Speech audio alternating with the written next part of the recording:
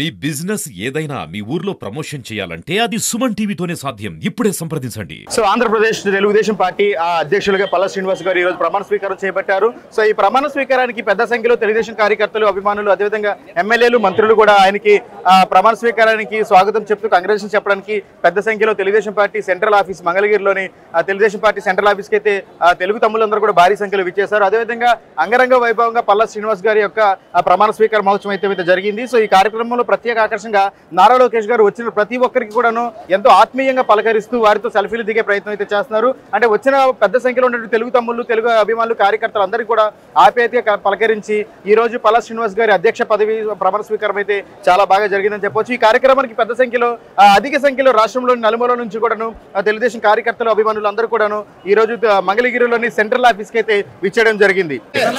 పల్లా శ్రీనివాస్ గారు రాష్ట్ర ప్రధాన అధ్యక్షులుగా ప్రమాణ స్వీకారానికి విచ్చేటువంటి మహారాజేష్ అయితే ఇక్కడ ఉన్నారు. సార్ నమస్తే సార్. అంటే ఇప్పుడు మీరు ఎలా ఫీల్ అవుతున్నారు, ఏంటి అధ్యక్ష పదవి ఇవ్వడానికి సంబంధించి? సార్ పల్లా శ్రీనివాసరావు గారు అంటే ఆయన ఒక సౌమ్యుడు.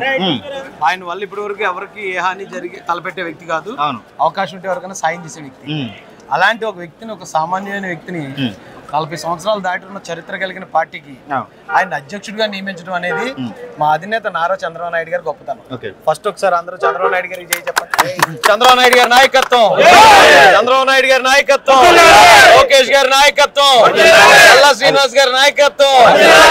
అదే విధంగా అంటే పార్టీలో మీరు అంటే ఎక్కువగా ఏ పార్టీ అంటే ఏ ఫంక్షన్ ఎక్కువ అటెండ్ అవ్వరు, కానీ పల్లా శ్రీనివాస్ గారి అధ్యక్ష పదవి చేపట్టడంతో మీరు రావడం ఏంటనేది కొంచెం చర్చనీయాంశంగా ఉంది. అంటే లేదండి, ఎక్కువగా కనిపించారు అన్నింటికి వస్తాను నేను. అలాగే ఈ రోజున రాష్ట్ర అధ్యక్షులు వారంటే ఆయన ఈ పార్టీని ముందుకు తీసుకెళ్లే రథసారథి. వారిని ఖచ్చితంగా విష్ చేసుకోవాల్సిన బాధ్యత తెలుగుదేశం పార్టీ కార్యకర్త ప్రతి ఒక్కరి పైన ఉంది. అలాంటి గొప్ప వ్యక్తి నాయకుడిగా రావడం పార్టీకి మాకు చాలా ఆనందకరం. ఓకేనండి. ఇంకా భవిష్యత్తులో తెలుగుదేశం పార్టీ ఇంకా ఎలాంటి పదవులు ఆశించవచ్చు అంటారు? ఇంకా మీకు కానీ ఎవరికైనా కానీ తెలుగుదేశం పార్టీ అధికారంలో ఉంటే ఆంధ్రప్రదేశ్ లో ప్రతి ఒక్క పౌరుడు పదవిలో ఉన్నట్టే.